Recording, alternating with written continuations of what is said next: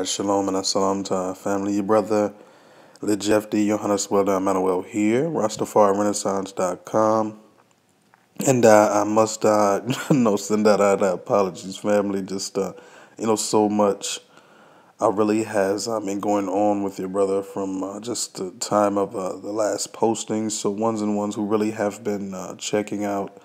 the Eyes channel or this channel here on YouTube, and really I'm looking forward to many more posts. Please as always, just bear with the eye. Just bear with me for the subtle time being really acquiring a lot other skills and really trying to put together other type of projects and see them through, I would say, first. And it's really taking a lot between time and especially away from my own schedule to really see these things to the fulfillment, because it really takes an enormous amount of effort to get to certain points in doing many things that I've sought to do from just an extremely long amount of time before coming to the present time which I'm living in at this moment. So,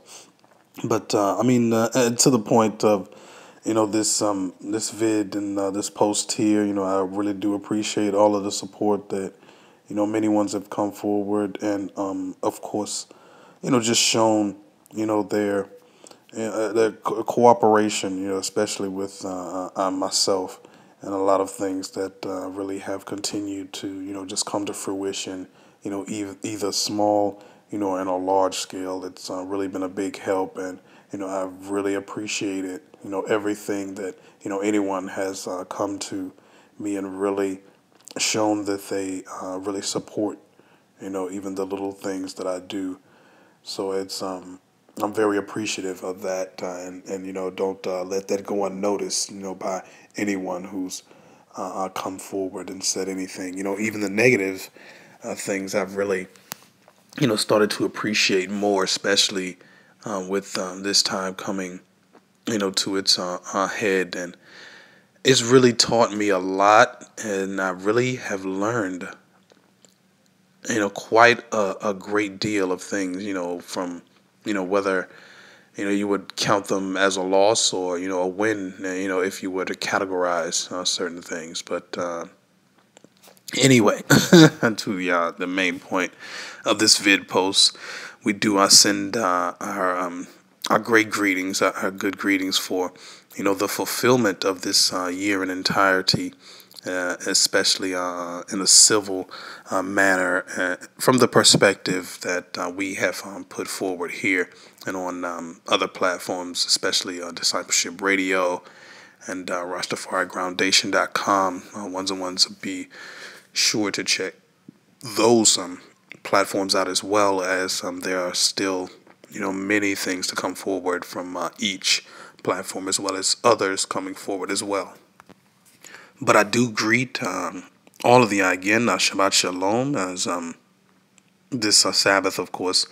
comes in a coincidental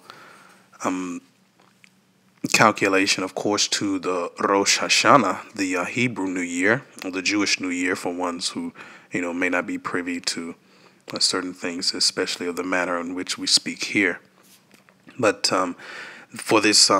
Hebrew year counting, and the head of this year, looking forward to the recycling of our Torah portion readings and feedings. This year accounts for 5777, or 5,777, on the account of the calculations of the Hebrew calendar, the lunar cycle, as we had, of course, passed through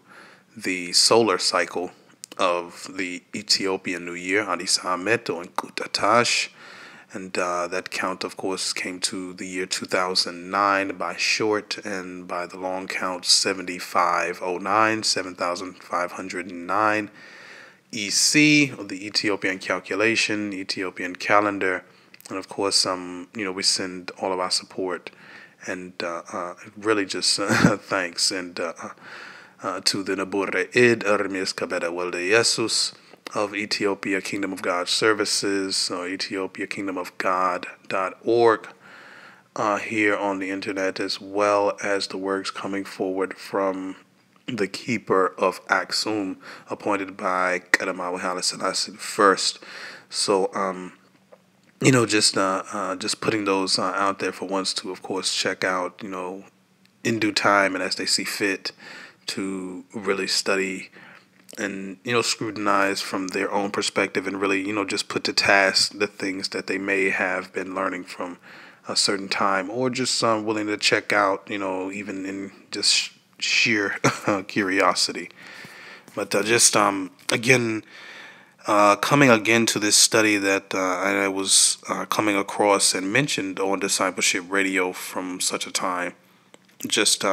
again, just as I always do, just really, having a wonderful time learning the languages, and I really just find myself delving into the languages a lot more, because I really find that, not only the keys to the culture, lie within the language, but, you get to really see a larger scale of much of what world history continues to come to us in, and really explains a lot of the things and the happenings of world history through languages, because I mentioned before that they are so interconnected that you really gain a great historical perspective just by learning language in and of itself. And with that, I mean, not even to mention the other benefits of actually being able to converse, with other ones of other walks of life, and them actually being receptive to you when you actually are able to communicate with them in a language that they speak. It's their native language, or you find that there's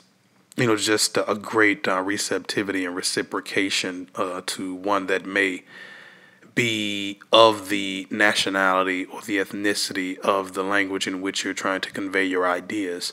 or your thoughts, or your messages, or whatever you are attempting to disseminate. It really opens a lot of doors for you, and I mean that not just speaking in a business sense of commerce, but it can be social, religious, political, what have you. The key to culture lies within language, and I had definitely, learned that just over the few short span of years that I have been coming across certain languages and linguistical studies. It's been very interesting, to say the least, but it really has opened me up to a lot more ideologically, especially just coming to the fulfillment of much of my studies and continuing in them. And I really can't say enough. I mean, we could really go on just about the languages in and of itself as a subject matter.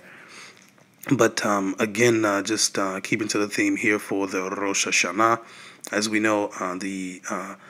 month of Elul in the civil new year of the Hebraic calculations leads us here to Rosh Chodesh, or the new month of Tishrei. And Tishrei standing as the civil new year month, and it really just begs a point for more study, as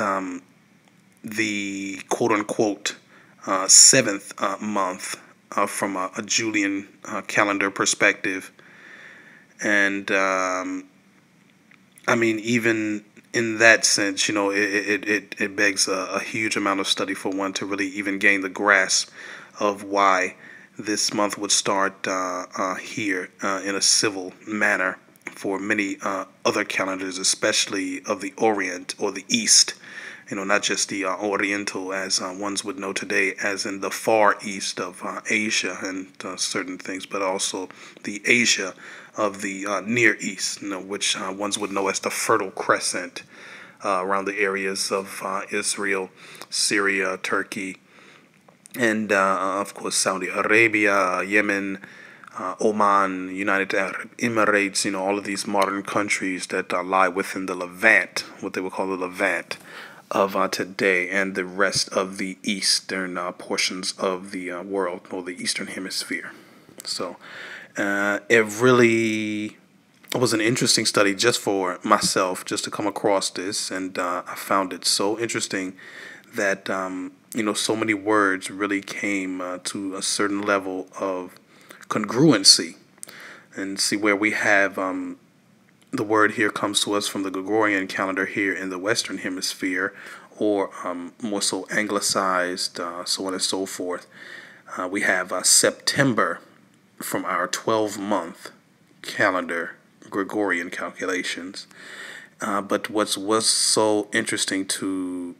me as a person really studying more Hebraic studies, more Ethiopic studies, and dealing with more so things of the Levant, of the eastern portions of Africa, and also, other portions of Eastern Europe.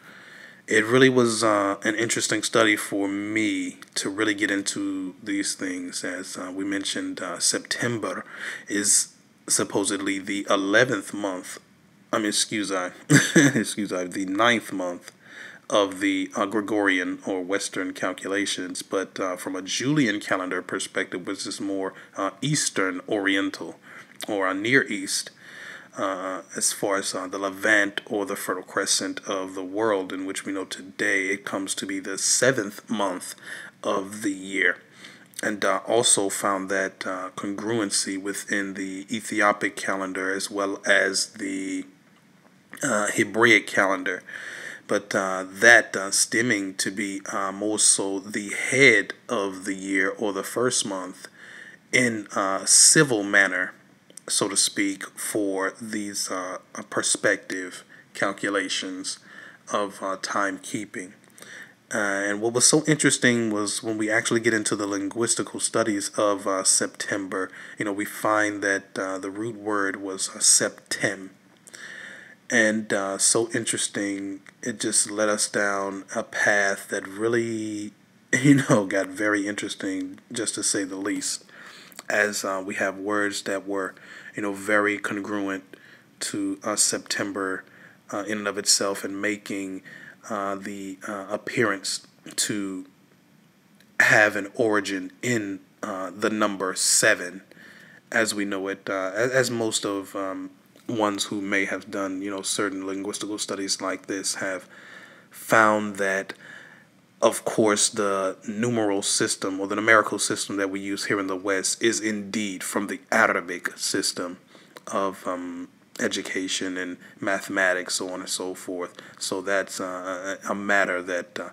should be researched for ones who don't know, and for ones who actually are privy to that notion. Then this is just a rehashing, but it will also add to what a few ones might know about that particular topic. So,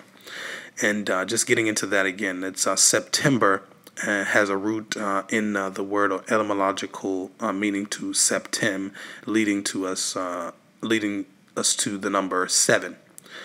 And even so, from our Hebraic perspective, the number 7 comes to Shabbat in the Hebrew language, or the Hebrew linguistical pronunciation. And also, even so, from the Ethiopic, which is, our forefront and our, kind of anchor in which we use to really verify many things that we, of course, study from a certain perspective, also comes to Sebat. So Sebat, Shabbat, even in the tonality and the phonetics, the words or the phrases actually come to a very similar sound, a very similar utterance, and of course both equaling to what we know today as the number 7. So even in the meanings of both, it comes to a definition or defining that one would seven themselves, or take an oath, or actually make a or so just make an utterance to be fulfilled. So interesting point in that. And just keeping to that manner, even so coming to the Greek, in which we know the New Testament writings were, of course, first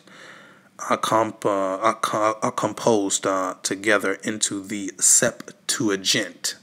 which is actually from the Latin, but of course coming to the phrase of the meaning in the Greek, the metaphrasis aton epdomikonta. So that's Greek for the translation of the 70. And that's really metaphorical for the 70 elders of Israel. So again, when we have been doing just a few studies in this, and I just have to give all credit and just I'll do honors to many of my own brothers and sisters, of course, who have been studying in this mode and really showing forth much prevalence for these studies, because that really has interested me in such a way, and really explaining a lot of things which have gone unnoticed, so to speak, and really unverified, and not proven without a shadow of a doubt from certain perspectives. So even when we come to the matter of the Greek here in the quote-unquote Septuagint, even there, sept is would you say, prefix of the word here in Latin, but actually has a double meaning here in the Greek, or the Koine Greek, which is not a Greek form or translation or transliteration, or even dialect, which is spoken in mainstream Greece of today, or modern Greece of today. So a lot of the writings that come from the Septuagint and the New Testament readings, the Holy Bible, from which we know today in its original writings, was a linguistical pattern that didn't follow what ones know today as modern Greek language. It's actually an older form of Greek dialect, and even more so a entirely different form of writing Greek letters, or Greek alphabet, or Greek language from an entirely different perspective. And this has been placed forward by many scholars even before I came forward, or any other ones came forward, even of my own circle. But we, of course, have studied these things, and are continuing to study them and verify them from a certain perspective. And this brought, me forward to a lot more, and it just continues to come out as many times as I'm able to actually sit and study and find these things out for myself. I really tend to find that they are true indeed, and even so, the point in saying that the Hebrew Scriptures, or the the Holy Bible in entirety, was written with a Hebrew mind, whether it was written in the Hebrew language or in the Greek or in another language. So, I mean, you have the translators who have taken it to a certain perspective and really trying to explain Hebrew or Hebraic concepts, from their own perspective, especially when we get to the Germanic, the English, which are latter translations of these languages, and their perspectives, and the parables and proverbs and so on and so forth. So it really becomes interesting, but just really investigating these points becomes the great matter at hand, and you really have a wealth of knowledge to be had if you are able to really discipline yourself to study these things to fulfillment. But just keeping it going here again, even just thinking to our main point here of the Rosh HaShana, and it being here in the month of September or October, kind of a piggyback, or really more so, just to use a better word there, a pendulum a pendulum swing from the September month to the October month here in the Gregorian calendar, or the 12-month system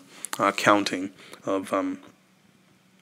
just keeping time and calculations. We also found that quorum amongst the Hebraic mind, or Hebraic mindset, Hebraic thinking, Hebraic customs, the quorum was the minimum numbers for an assembly or a committee to conduct business, and it actually be valid legally. So, just coming to that and doing a little bit of etymological studies on that, we found that these things seem to be more valid in the Hebraic mindset. Even so, the Septuagint, which is written in supposedly Greek, but if this Greek translation of these 70 elders, which clearly had spoken Hebrew or were Hebraic in stock, was given to a modern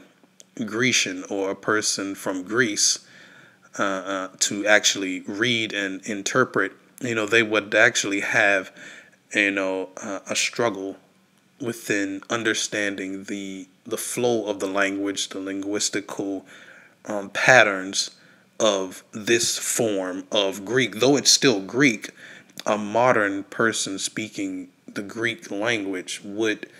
have a little bit of an issue actually interpreting this, what they call the Koine Greek, from a certain perspective. So, just in that itself, you find it to be very interesting in seeing that, as I mentioned before here on the outset of this vid post, that language is the key to culture, or part of the keys to culture. So if you are confronted with something of this notion, where a modern person speaking the Greek language, living in modern Greece today, would struggle just a little, even just from a little bit to a lot, in speaking, interpreting, or even explaining the meanings and definitions of this said language or linguistical pattern of the Koine Greek, which the New Testament Bible was written in, which is even more so a translation of the 70 elders of Israel, who were clearly Hebraic. You have a pattern in which is very prevalent and also nearly to the point self-explanatory for those who are able to comprehend or grasp it. So again, I just keeping everything moving forward again and validating other points that we brought here as well. As we mentioned, it's Rosh HaShana, the Hebraic New Year, always seems to fall within a pendulum of the September or October month of the Gregorian calendar here by the calculations in the West. We also noticed that in the Northern Hemisphere, just by weather patterns, September the 1st would actually lean between the seasons of autumn. So even interesting point there, leaning toward autumn, and of course we will move forward toward winter, but that around the time of September the 1st, usually you have a autumn-like feel to the weather patterns. But in the Southern Hemisphere, you have September the 1st with weather patterns showing signs of spring. So even just an interesting point following the keys of culture within the language, and it reflecting, even from the weather patterns and the changing of seasons, showing that, a particular people also, show those signs not only within their language, but from within the times of the changings of seasons, just to add to the points of, again, what I was bringing forward in this vid post. So here, as we mentioned before, we come to the Rosh HaShana, the Hebraic New Year, And instead of seeing the calculation of time from a certain perspective in which we have grown up in, and ones, of course, from the West who may think that this was the only form of calculating time, and really or keeping up with time, as so to speak, as to predict certain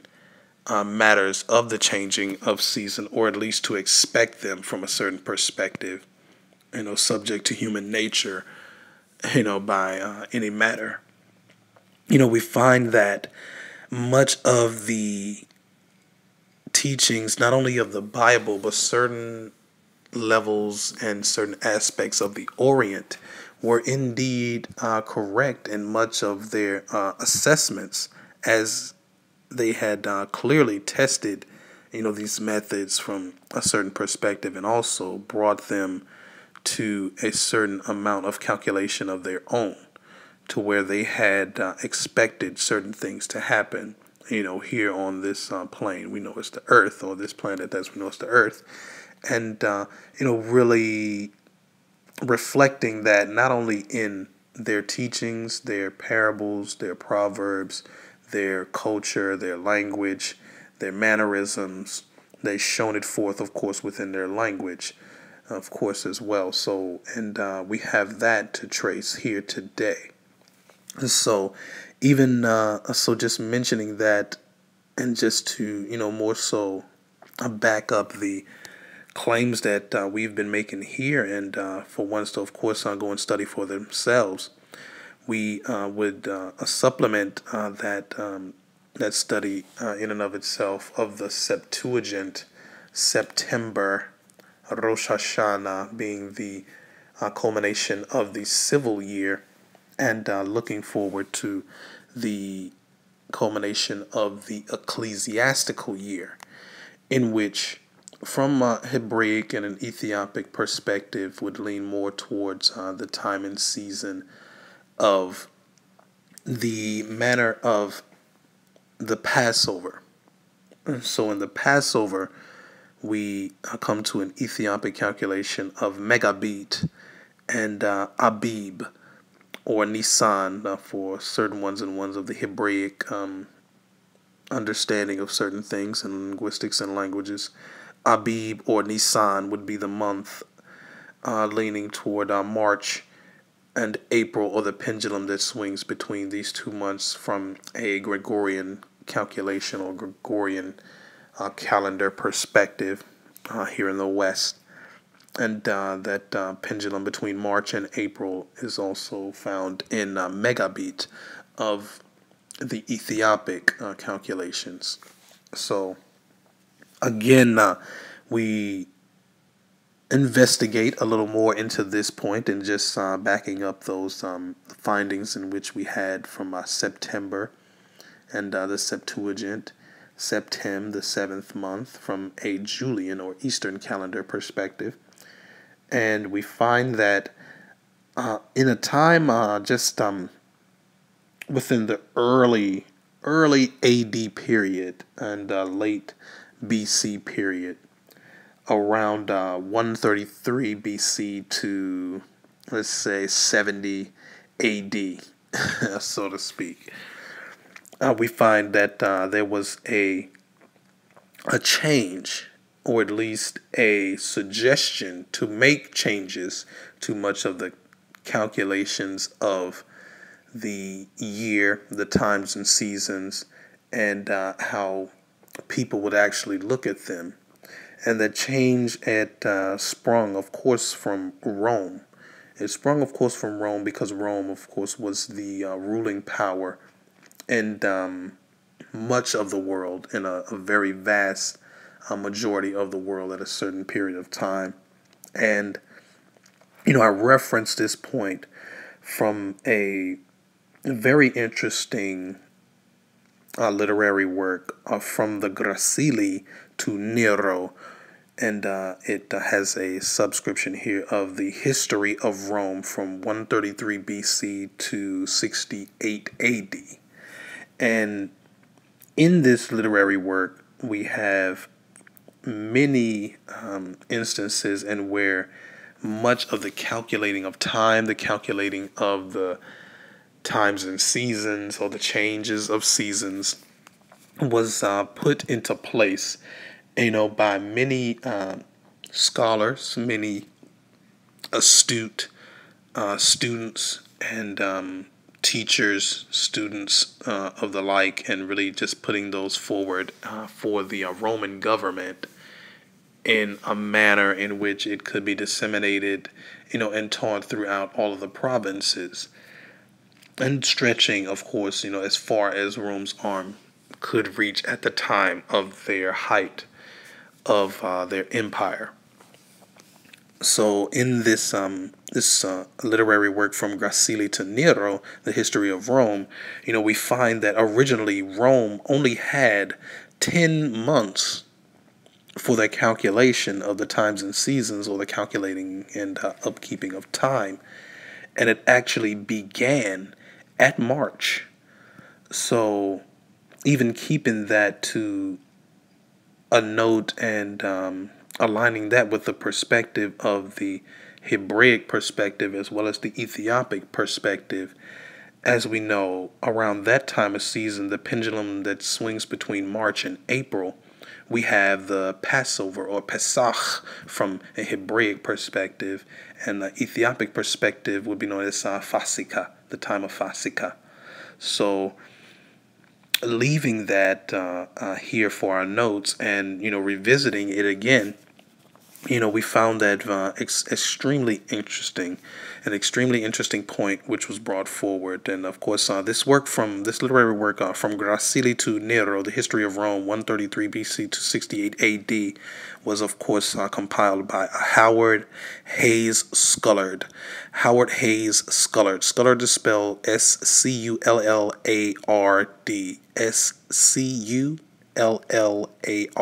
Scullard. Howard Hayes Scullard. And this interesting turn of events here, and interesting finding that Mr. Scullard puts forward in his literary work of The History of Rome from 133 BC to 68 AD, we found that extremely congruent and compatible with the Hebraic way of thought, the Ethiopic way of thought, and having March as the head of the year in the quote-unquote springtime, was very interesting point in that. So we really researched it a lot more, as we found even in a little bit more study that March, called Martius in the Latin language, or the Roman language, in which many spoke Latin, and Greece was also absorbed into much of the Roman Empire at the height or the apex of the Roman conquest and ruling provinces. That it really found a lot of equality in that point of really solidifying that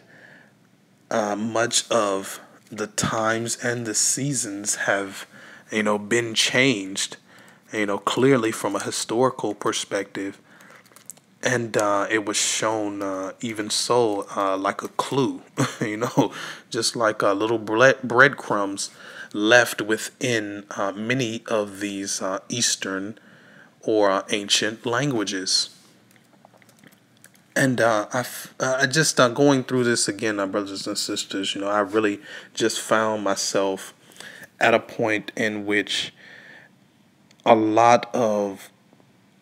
the prophecies in the Holy Scriptures or the Holy Bible, which we know today, have found themselves to be very valid, though many ones would disclaim a lot of it and, speak on many points to downplay much of what has been written in the Bible, though you may find those writings in similar forms in other prophetic books or scriptural books or religious books or text from that manner, so to speak. I, for one, I place a very high value in the Holy Bible because it speaks to a person of my origin specifically. So while ones can really put forward their opinions and put forward, even more so, a lot of good facts about many other scriptural references, many other original text, original writings and manuscripts, so to speak. It shows that there is wisdom to be had from many different perspectives and cultures. But as far as the Holy Bible for someone of my nature, my origin, my historical perspective, my historical reference, my historical background, the Holy Bible speaks to one of my origin specifically. So, not to downplay anyone's, affiliation to or a religious perspective or manner of faith and their culture. But when I think of certain aspects of the Holy Bible, I really think of, people like myself. I think of people that come from my origin. I think of people that come from, my genetical background. So I don't, overlook a lot of the points brought forward here from many historical teachers or many historical researchers, archaeologists, linguists, and so to speak. And really, when I actually look into much of what has been brought forward, I really find that much of it is validated, and really put forth as more proof, just to a person of my perspective. But again, just keeping to, that whole point and leaving this for ones to search out. I leave ones with Daniel chapter 7, verse 25. And it says, "And he shall speak great words against the Most High, and shall wear out the saints of the Most High, and think to change times and laws, and they shall be given into his hands until a time and times and the dividing of time." So just thinking on that verse in and of itself, we're thinking about Daniel chapter 7 and much of the prophetic words that, have definitely come to fulfillment, as even here, Mr. Howard Hayes Scullard, the author of From Gracili to Nero, The History of Rome, from 133 BC to 68 AD, puts forward the proof that, even here in the Roman Empire, which was a enormous empire from that period of time, actually made some changes to the calculating of time, or the calculating of the changes of seasons. And I hear from Daniel chapter 7 in the Holy Bible, it mentions, here this prophetic word of the Ancient of Days. And my brother, again, I have to speak up on what the brother brought forward, Wyndham Yadin, Rasiadino Stefari, and the Rastafari Sabbatical, and the RastafariGroundation.com, Line of Judah Society.org, brought forward about the chiasm and this kind of dividing of time, so to speak, even as it's spoken here in Daniel chapter 7, verse 25. We find it, very interesting that much of these historical references, these prophecies, continue to come out on a day-to-day basis, or at least, we're finally coming across them at a point to where we can actually explain them, or at least begin to explain them to ones who are willing to hear, or ones who are actually willing to, search these things out. But, I just leave that again for the family, as always, and really just leaving that point for many ones to search out for themselves. Even the point of the Septuagint, being a very interesting point in and of itself for I, and just finding that the Greek translation or the Greek interpretation and defining meaning of the Septuagint brought forward that it was the writing of the 70 elders, or the interpretation of the writing of the 70 elders of Israel, the Shibaim Ish Hazekaniim. Ethiopically, the Yisrael Seba Shemaglewuch. So even in that point, we just found so much to be had in that, the compiling of the Hebrew scriptures and its related text from a deuterocanonical or secondary in principle perspective left a repetitive criteria for much of what had become what many ones know today as the Eastern Orthodox or the Oriental Orthodox Christianity or Judeo-Christianity, the Judeo-Christian faith, and even led to some influences in the Protestant faith, but of course they had their own interpretation, in which we know today has come to us from this Western perspective. So, again, history, as His Majesty Haile Selassie I said, history will judge. So, even so, here too, the acknowledgement of I Rosh HaShana, I Hebrew New Year, and the civil counting. We bid the shalom and salamta, and of course peace within the heart, home, and the mind. Hopefully ones will of course join us for Sabbath after the Sabbath, reasoning after the Sabbath gathering on Discipleship Radio, the DSR, on blogtalkradio.com.